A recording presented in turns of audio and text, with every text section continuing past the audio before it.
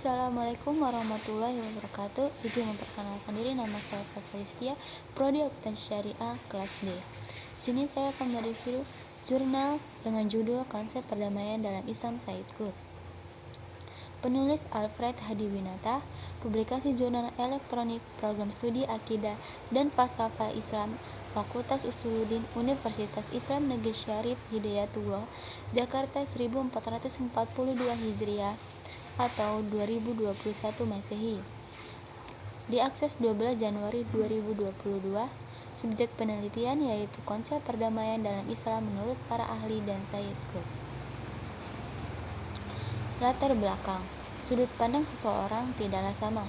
Mereka memiliki pola pikir yang terpengaruhi oleh lingkungan sosial, ekonomi, sastra sosial, letak geografis, dan lain-lain, yang membuat sudut pandang berbeda dan menghasilkan pemahaman beragam tentang semua hal. Banyak tokoh-tokoh Islam dengan pola pikir yang mengagumkan dalam penyusunan konsep perdamaian dengan sumber hukum Al-Quran dan As-Sunnah. Namun penulis di sini lebih tertarik kepada Sayyid Qutb yang merupakan seorang jenius dengan gagasan-gagasan menarik dalam penentangan rezim kepemimpinan yang otoriter di Turki.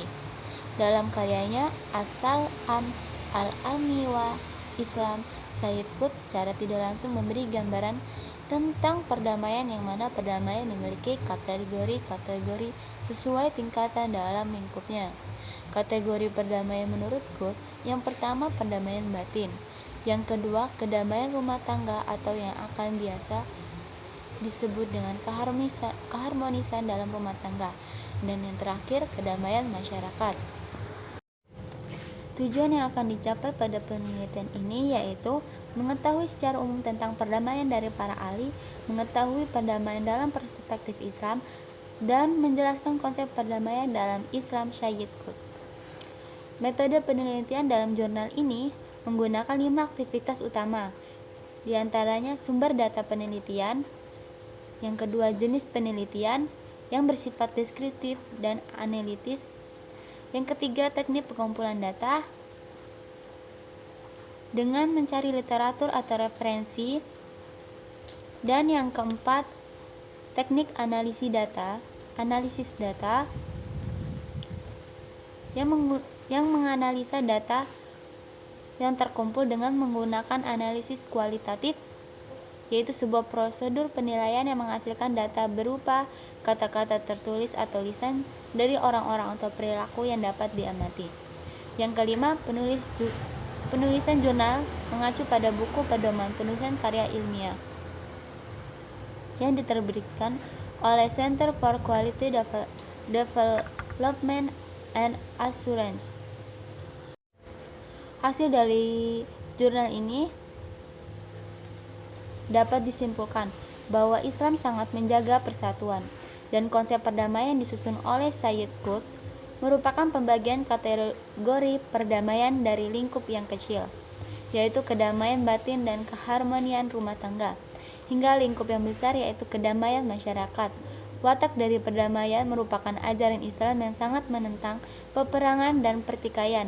Meskipun pembentukan sejarah panjang Islam tidak lepas dari peperangan, namun peperangan yang terjadi merupakan bentuk pembelaan diri dan bukan untuk menguasai teritorial atau sumber daya alam suatu daerah yang diperangi.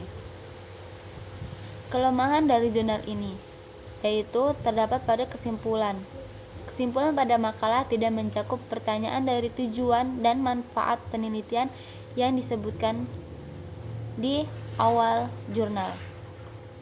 Dan Sayyid Qutb terlalu memaksakan perdamaian yang bersifat universal di bawah pondasi Al-Quran dan As-Sunnah.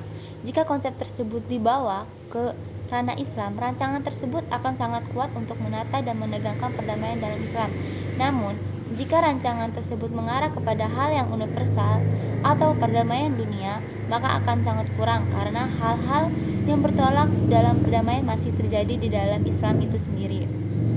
Kelebihan pada jurnal memaparkan secara jelas dan lengkap mulai dari pendahuluan, latar belakang dari permasalahan. Penulisan jurnal ini teratur dan sesuai dengan kaidah pembuatan penulisan jurnal. Kata yang digunakan juga dalam jurnal ini bersifat baku dan sesuai dengan Kamus EYD Bahasa Indonesia. Dan pada jurnal menyertakan daftar pustaka serta sumber referensi yang begitu banyak. Serta penggunaan kata yang tepat dan baku, menerapkan kerapihan dalam penulisan. Sekian, terima kasih. Wassalamualaikum warahmatullahi wabarakatuh.